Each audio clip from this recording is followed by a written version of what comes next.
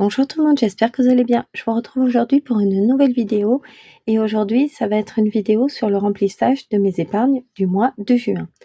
Bienvenue sur ma chaîne et j'espère que tout va bien pour vous, que la semaine s'est bien passée et que votre week-end se passe également bien. Un petit chose, bonne fête également à tous les papas et à tous ceux qui regardent. Allez, c'est parti. Donc, tous les mois, vous savez que quand je fais mon budget, je prends une partie qui va dans mes enveloppes épargne. Ce mois-ci, j'avais réservé 420 €. Je l'ai réparti en espèces ou en virtuel et je vais vous faire voir comment je les remplis. Donc là, je suis allée retirer les 200 €. Donc il y aura 200 € en espèces et 220 € en virtuel. Je vous engage à le faire comme moi, en début de mois. Comme ça, au moins, je sais que ces 420 € sont acquis dès le début du mois. Je les touche plus, je sais que j'ai ces sous de côté. Alors, je prends ici, on commence. Donc, vous voyez, je le gère par des trackers. Donc, qu'il n'y ait pas réellement la somme à l'intérieur, c'est pas en vrai un problème. Parce que du coup, je me fie ici à mes derniers montants. Quand je prends des sous, je mets des moins et la date, et quand j'en ajoute, je mets des plus et la date également. Donc, on est parti. Aujourd'hui, on va mettre qu'on est le 15 juin. Je vais rajouter, donc dans mon enveloppe du fonds d'urgence, je rajoute comme dit 100 € et je suis à 560 € dans mon fonds d'urgence. Je le mets ici et les 100 €, souvent ça je le mets en virtuel, c'est plus pratique à gérer. Ensuite, le livret A, c'est la même chose. Le livret A, je ne mets rien dans mon enveloppe avec les sous parce que tout passe en virtuel. Donc je rajoute également 100 €. Je suis à 600 € dans mon livret A. Mon objectif ici, c'est au moins 1000 €. Donc je pense que c'est faisable vu qu'on est au mois de juin et que je suis déjà à 600. Ensuite, anniversaire. Donc anniversaire, j'avais pas mis à jour mon tracker, donc je vais le mettre à jour. Parce que j'avais enlevé 270 €. Donc il me reste 100 € ici et je vais y ajouter 20 €. Donc évidemment, ce tracker, c'est obligatoire de le mettre à jour. Donc voilà, 120 €. Donc là, je le laisse également. Ensuite, la voiture. Là, j'avais dit que je mettais 50 €. Donc ça fait 450 €. Et vous voyez, les 50 €, ils sont ici.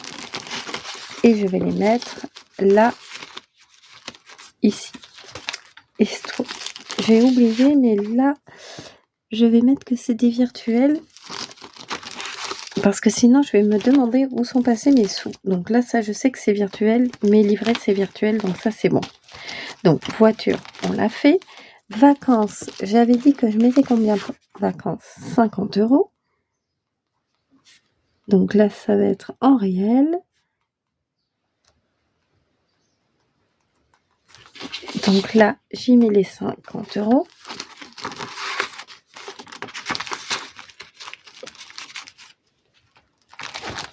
Ensuite, chauffage, je mets rien ce mois-ci et je suis toujours à 150 €. École, j'avais mis 50 €. Donc je vais être plus 50. Je les mets en réel. Donc les 50, les voici. Hop, ils vont aller là. Et donc on est à plus 290 €. Pour l'école, donc on a eu rendez-vous avec le collège. Mon fils doit faire un voyage d'intégration début septembre et ça va coûter 250 €. Donc je pense que je vais mettre en place soit un défi, soit je viderai une enveloppe pour alimenter ici les 290 € parce que moi, les 290 € à la base, j'avais prévu de les prendre de les utiliser pour l'achat des fournitures scolaires et de tout ce qu'il y a acheté en début d'année. Donc voilà, je vais voir, mais je pense que je vais vider une enveloppe pour alimenter ici mon enveloppe école. Ensuite, la maison, 50 €. Donc ça, c'est du virtuel. On est à 250.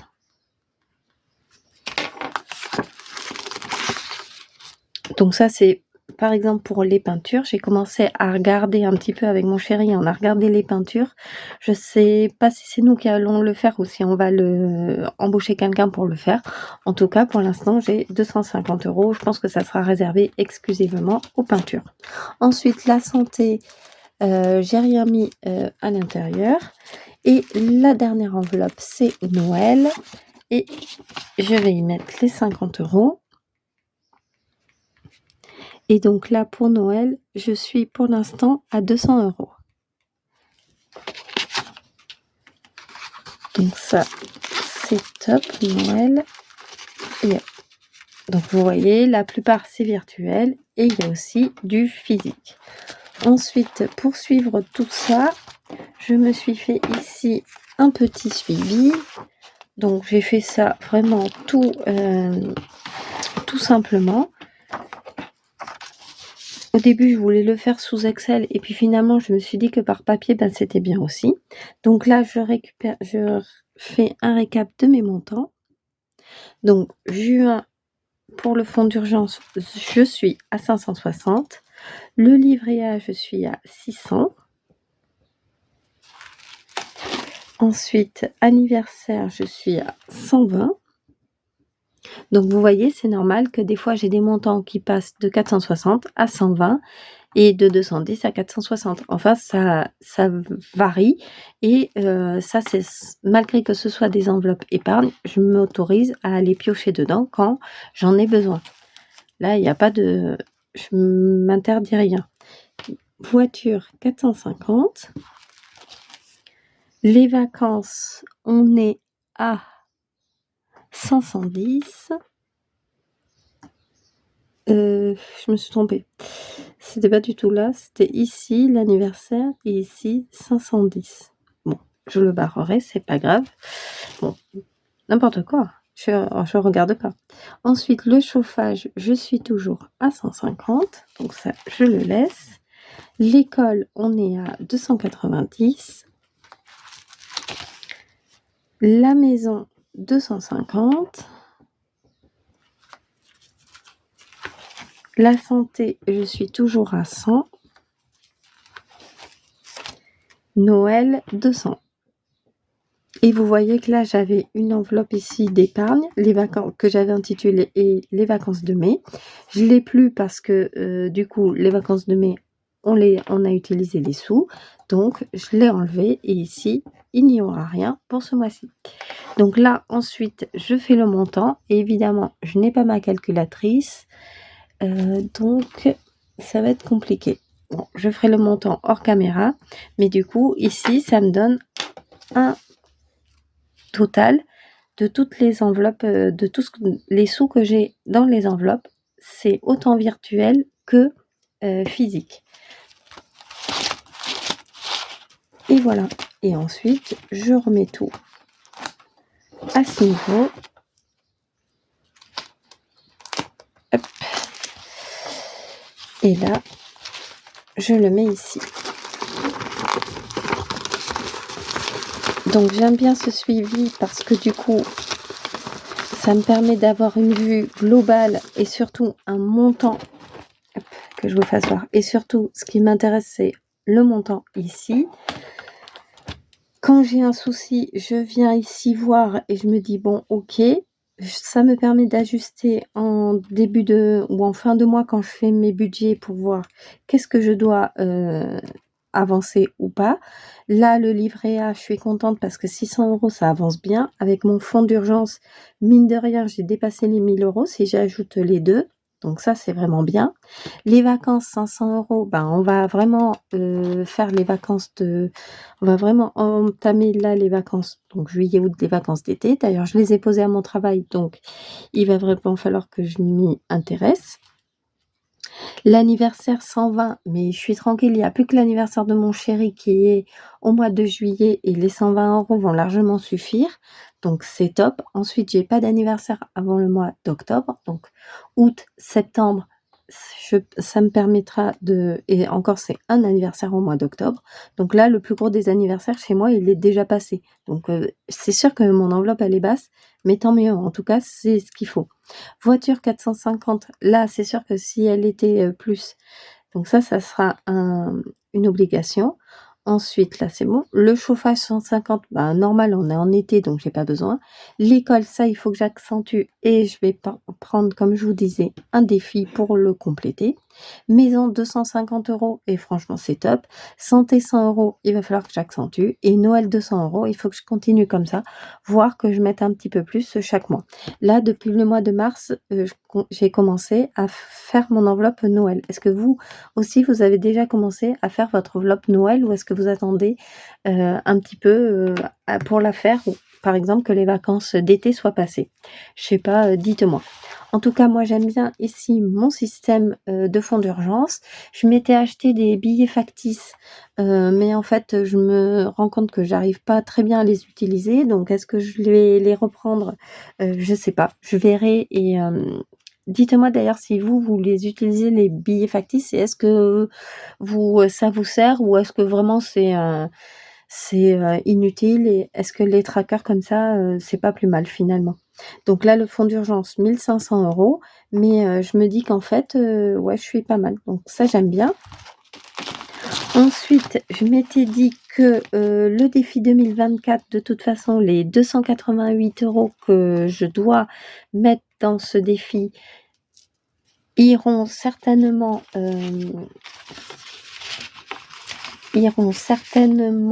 alimenter une enveloppe épargne.